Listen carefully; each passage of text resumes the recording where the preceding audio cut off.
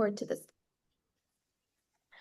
Hi, everyone. My name is Leia, and I'm here with Alexandra, and we're going to talk about Alexandra's journey as a mentor at UX Woman, but also she was in your shoes as well, learning UX and transitioning into UX. But now she's leading UX design and research and service design practices at her company, and really changing executives' minds on what design and creative is. So, Alexandra, if you would love to, just get us started by telling us about yourself, how did you get started and where you are today? Absolutely. Thank you for having me. My name is Alexandra, and I started in this journey originally in my professional background. I was an art educator and a professional tattoo artist, but I wasn't teaching. And throughout that journey, I got very integrated with a lot of small businesses, doing art for them, design for them on the side, mostly graphic design. And as I worked with these small businesses, I saw a gap in the industry where I feel like their business could be catapulted if they embraced technology a little bit more. And I found that a lot of times people were not necessarily avoiding it because they were leery about it, but they didn't even know all of the different ways that technology could help them advance their services. So I started researching ways to help them do that. And that's when I came across Ideate Labs and a few other UX UI programs. And after reading about them, they seemed kind of in line with the design background that I already had. So I started interviewing with a few different programs, and I really connected with Ideate Labs because it was women owned and operated, and the small businesses that I was working with were also women owned and operated. So the values aligned like perfectly, and I found that it was a lot more accessible than some of the other programs. And just like frankly, I appreciated the like honesty and the like genuine advice that I was given during our onboarding meeting. So I took the course, and then after I took the course, I became a mentor, and I've been mentoring with UX Women for the past, I think, 2 years now. 2 years since I did my class. Yes, you started with Ideate Labs as a mentor, and then this year UX Woman. Yeah. And during that time, I worked really closely with Samaya because I was determined to get a job in the industry before my cohort ended. So we worked really closely on my portfolio, and I was able to get my first job in UX design and graphic design at like a small startup, like a flooring business in Detroit. And at the time I was living in North Carolina. So Samaya was able to help me like get my portfolio ready and go through the job application process and then make that transition into my first role. And I was in that role for a couple of years until this past summer. I swapped into more of a service design position, which has been very exciting. Not with the same company, but under their umbrella. So it was kind of like a lateral promotion. Okay, yeah. And you've always had incredible entrepreneurship skills, being an art educator and tattoo artist and running your own business, and freelancing. And you really brought those, entrepreneurship skills and combined them with your design skill sets to really lead UX design and research at the company and then make a lateral shift more towards service design.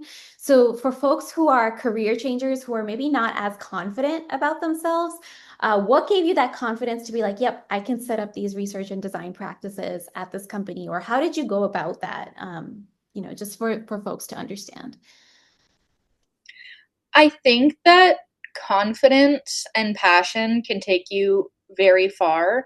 Obviously, I was new to the industry, but I still really believed in my skills and my craft and what they bring to the table and how they can help businesses. While like UX was new to our business, it's not new to businesses in general. And so, of course, I like research, and there's plenty of it out there that supports other businesses who have invested in UI and UX and how it's helped their products and their users and retention. And just business as a whole. And so that was a big part of it, was saying, hey, this has been done before, to make you feel more comfortable in these businesses that are very similar to ours. They have products similar to ours. And this is how I think we can take our existing model and the existing user journey and just make it way better, which makes customers happier, and then it makes business more successful. So that's Yeah. kind of how I pitched it to them. And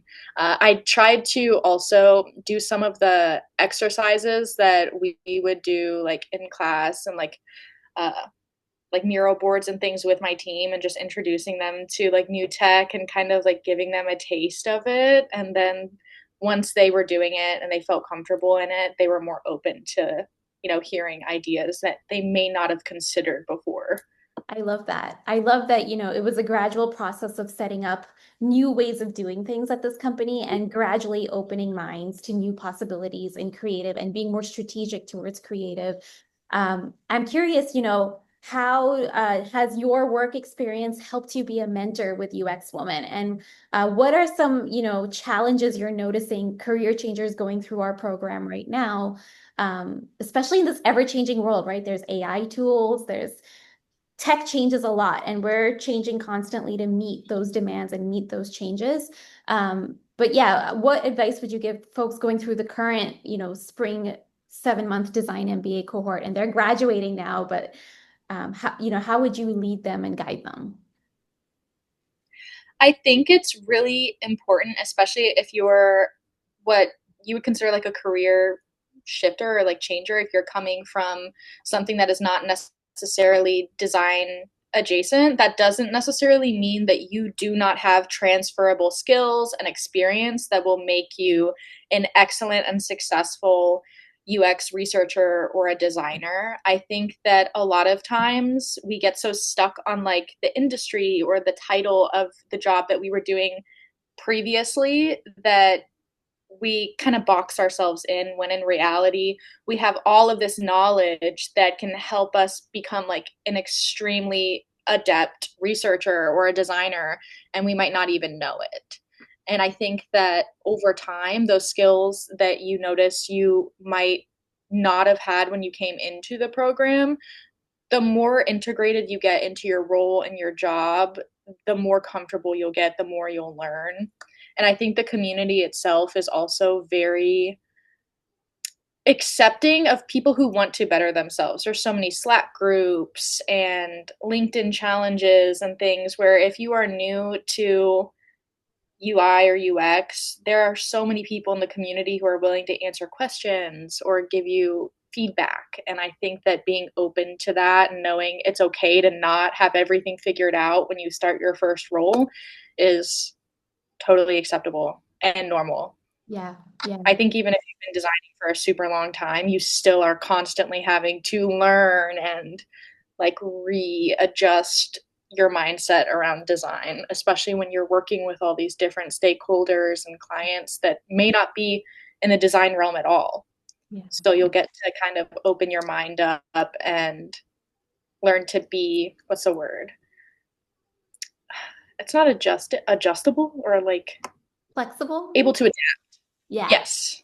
Yes, yeah. I love how you said that, how your transferable skills carry over and can give you that confidence to be adaptable and flexible in the design process, knowing that it's a constantly evolving process, right? You learn the process, but it changes depending on the company you're at, AI tools, tech trends, and just having that, adaptable mindset. Um, I guess what would be some advice you would give career changers as they're going through the job search, and leaning into their strengths and transferable skills like you mentioned?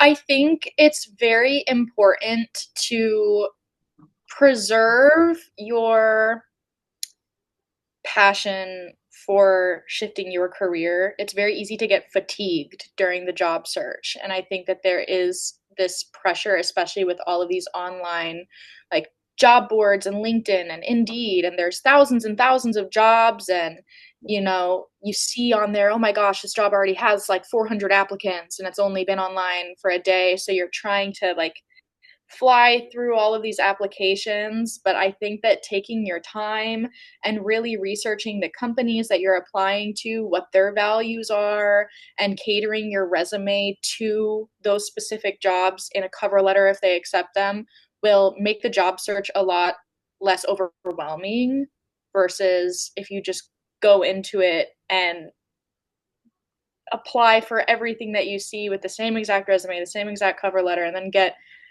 you know, a lot of auto rejections because it's inevitable.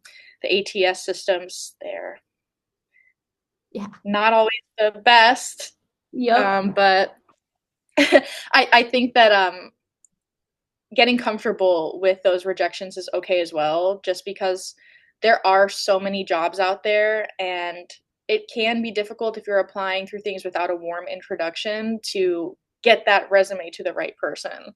I always like to say, don't be afraid of reaching out to people. The worst they can do is say they're unavailable or no. If there's a company that you are, oops, sorry, one second. No If worries. there's a company that you're really passionate about working with, usually they'll have like a directory online. Maybe you call and ask to have a conversation with their HR hiring manager, um, give them your resume, ask some questions, or if there's someone there that you really admire, like, oh my gosh, I'd like to work with them. Even if you don't get hired, maybe they'd be willing to have a conversation with you, even virtually, for 10, 20 minutes and give you some advice on how they got to where they're at in their career. And I think that being comfortable with being uncomfortable in those situations and asking people to give you a chance or to have a conversation, it can end up being extremely rewarding, especially when you're new to the industry. Agreed. Agreed. I know we're coming up on time, so thanks so much for, sharing all your advice to career changers and helping them see that so much is possible with using their transferable skill sets from past roles. I guess to kind of wrap up, what's new for you? How would you like to keep growing in your career, or what's on the horizon for you that you're excited about? As I mentioned before, I just switched into more of like a service design centered role, which is new to me. And I'm finding that I really enjoy the robust scope of service design, because you're touching on the product itself, yes, but also the grander picture. So I feel like it gets to incorporate a lot of my like previous like work experience, like working with people and, getting the customers all the way through the journey, I think is so interesting. Like it's so stimulating. So I'm looking forward to growing in service design and also introducing more ways that tech can improve our company's day-to-day efficiencies and like tasks, based off of the success that we have with the program that I'm overseeing. Amazing. I love that. So I think on that note, we can wrap up this conversation. I'm really excited to see what you'll do with service design. And I love how the scope of all your UX work has expanded from UI to UX to UX research and now service design, and seeing that full picture and even making shifts to the business model of the company, which is the ultimate, test of leadership and, getting closer to more leadership oriented roles. So really excited for you. And on that note, we can pause this recording. Thank you.